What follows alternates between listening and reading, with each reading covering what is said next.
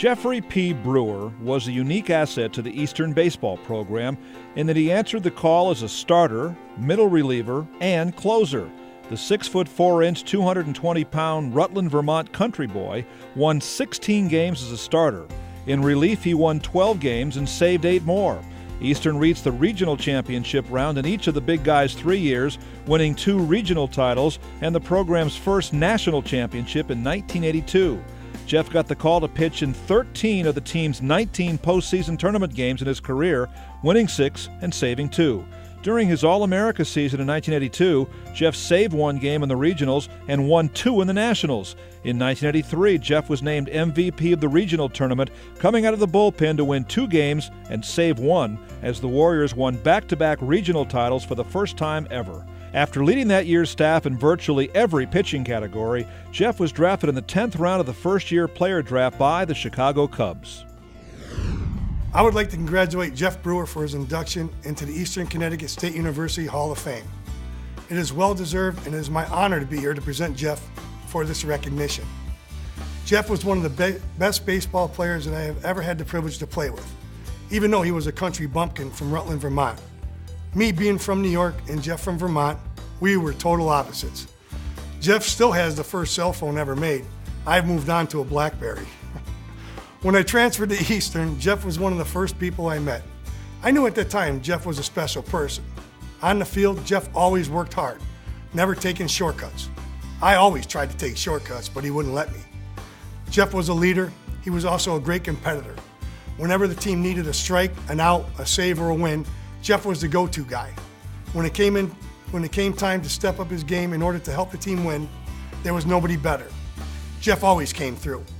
By far, he was the best pitcher that I had the honor to play with. In the 1982 National Championship game, I went out to the bullpen. Jeff was encouraging me to pitch well, but I knew I had him in the bullpen ready to save the game for us. Unfortunately for him, he never got into the game because I didn't need him. I remember glancing into the bullpen and seeing Jeff on the mound waiting to come in. He hasn't forgotten. 27 years later, he is still mad at me. He didn't get into the game. As a teammate, there was no one better, on or off the field.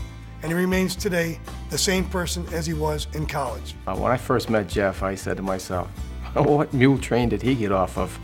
And it looked like he was carrying a shovel. Later I found out that was his glove. Jeff accepted what he had to do for the team. It was not about him, it was about the team, and he would do anything for the team. But if I asked Jeff to pitch one and batter, he would do it.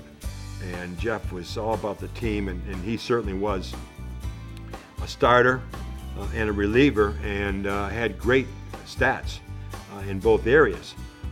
But it wasn't for him going in the bullpen at times. We never got to where we were in '82. Very coachable, good workout habits. If you were teaching him something, he was concentrating on what you were talking about, and he tried to put it to use almost right away. He was a very coachable young man, and fun to be with. He always joked a little too. We always had a good time together. Jeff was an outstanding athlete and a vicious competitor, was poised all the time, a very poised athlete for really not playing in great sport up at Rutland. And he just was a pillar for our program. He had a fastball with nice movement in and out. Again, he wasn't afraid to be a captain, going in at the hitter a little bit and keeping the outside part of the plate open. He had a nice slider. Now they call it a cutter, but it's a fastball. It just breaks sharply. His fastball was probably about 88, 89. Good days, maybe a 90. He was a professional prospect, I think, in the tools that he had. He used his pitches very well, and he was totally unafraid to attack the strike zone. That's what I think made him a real good pitcher. Jeff had the great closer mentality. When he came, he gave him the ball. It's like nobody's going to hit me, and if somebody gets a hit off him, he'd get mad, and he just bear down even more. I was very proud of Jeff, and he just did a fantastic job for us, and won that first national championship with a good bunch of ball players around him. a natural leader. The kids looked up to him. And when Coach Aldawati needed somebody, our bullpen was a little stretched out, Jeff volunteered for that. And we gave him the ball in both the starting role and the relief role out in Marietta. But I think he was our most valuable player of that tournament. He was willing to give himself up for his team. If anything, I tell him, I said, I taught you two things, Jeff. I taught you a baseball skill, and I taught you a life skill. Your baseball skill is the slider I taught you, and the life skill is how to mow a lawn. And even to this day, your wife says you got the best lawn in the state of Vermont. I am honored to have been chosen to present as a 2009 inductee into the E-Club Hall of Fame, Jeffrey P. Brewer. Congratulations to Jeff and his family on this well-deserved recognition.